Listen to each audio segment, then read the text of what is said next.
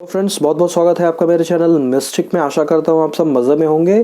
दोस्तों, आज मैं वीडियो जो है एक बहुत ही इंपॉर्टेंट कंसेप्ट पे बनाने जा रहा हूँ, जिसके बारे में प्राय हमारे हिंदू भाई बहन, खासकर वो जिनका यज्ञो पवित्र संस्कार हो चुका है, भूल चुके हैं इसको। और इसका रेलेवेंस क्या है, इसको ना करने के दुष्परिणाम क्या आ सकते हैं, इन सारी चीज़ों के बारे में कोई ज्ञान लोगों में नहीं है।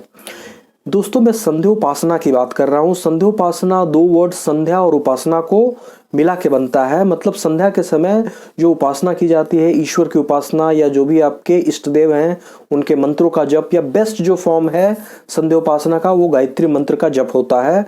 शाम के समय सूर्यास्त से पहले और सुबह सूर्यास्त जिस समय सूर्योदय हो रहा हो उसको संध्योपासना कहा जाता है। इवन कुछ शास्त्रों में त्रिकाल संध्योपासना का भी उपदेश मिलता है, अर्थात सुबह भी, दोपहर भी, शाम में भी, तीनों टाइम संध्योपासना के बारे में उनका कहना है कि होना ही चाहिए। तो बेस्ट है to be on safer side, आप तीनों समय भी कर सकते हैं। अगर कुछ शास्त्रों के हिसाब से दोपहर को जो उपासना की जाती है उसको वो लोग संध्योपासना उन्होंने इस नाम से नहीं दिया है। तो आप सुबह और शाम कर सकते हैं, लेकिन सुबह और शाम विदाउट फेल सारे लोगों को संध्योपासना करना ही चाहिए। इसका कारण एक देखिए, पहले लॉजिकली हम इस चीज को डिस्कस करते हैं। होता यह है कि हम सारे मनुष्य, हम सारे लोग चाहे कुछ भी करते हों, हम डेली बेसिस पे हिंसा करने को बाध्य किए जाते हैं। कैसे? फॉर इंस्टेंस झाड़ू लगाने में बहुत ही सूक्ष्म जीवों की हिंसा हो जाती है। आप श्वास प्रति श्वास ले रहे हैं, इसमें भी कितने सारे गुड बैक्टीरिया, बैड बैक्टीरिया ये मारे जा रहे हैं। लाइकवाइज आप कभी जा सकते हैं, अभी आप बाहर निकलिए, आपको नहीं मालूम है रात का समय है, आपके पैर के नीचे आके कितने ही सूक्ष्म जीव मारे जाएंगे जिसने आपका कुछ भी नहीं बिगाड़ा है।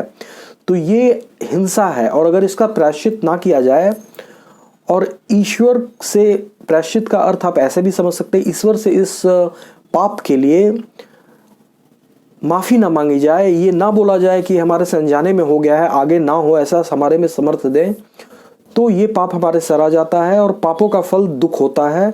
वेदों का ये निश्चित सिद्धांत है। अब आइए, शास्त्रों का क्या मत है उन व्यक्तियों के बारे में जो संध्योपासना नहीं करते हैं। कठोपनिषद बोलता है कि जो ब्राह्मण है और जो संध्योपासना नहीं करता है वो शूद्र से भी गिरा हुआ है, वो किसी तरीका का और कोई यज्ञ अनुष्ठान करने का अधिकारी नहीं है, या यज्ञ अनुष्ठान करने से उसके पाप नहीं धुलेंगे।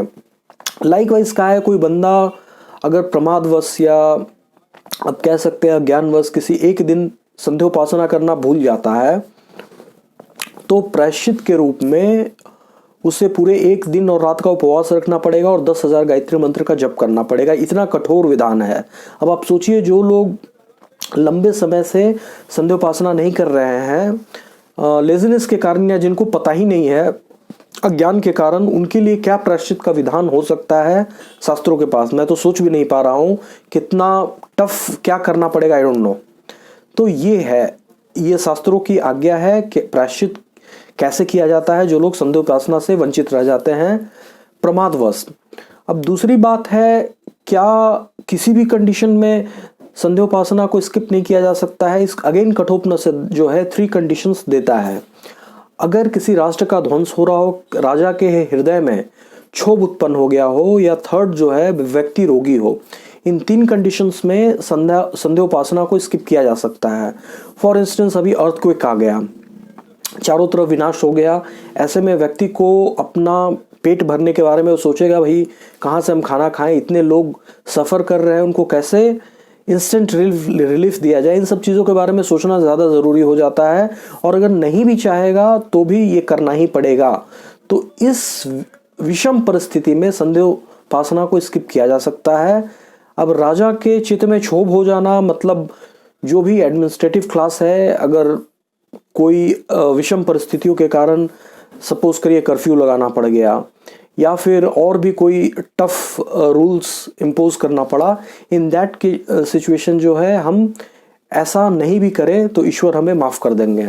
और अगर कोई रोगी व्यक्ति है किसी असाध्य, अब मैं सर्दी जुकाम की बात नहीं कर रहा हूँ, सर्दी जुकाम कोई बहुत बड़ा रोग नहीं है, कोई बेड रिडन हो गया है, ऐसे व्यक्ति को भी शास्त्र संध्योपासना से दूर रहने की आज्ञा देता है बाय द टाइम वो बिल्कुल फिर से स्वस्थ ना हो जाए। तो इन तीन सिचुएशन में आप संध्या उपासना को स्किप कर सकते हैं और कोई भी ऐसा सिचुएशन नहीं है जब आपको नहीं करना चाहिए। तो आशा करता हूं मित्रों संध्या उपासना का जो रेलेवेंस है वो बताने में मैं आपको सक्षम हो पाया हूं और आप लोग कल से ही इस अनिवार्य कर्म को बिना फर्दर कोई देर किए करना स्टार्ट कर देंगे। दोस्तों मैं कल फिर आपके सामने एक रोचक वीडियो लेके आऊंगा, तब तक के लिए बहुत बहुत धन्यवाद।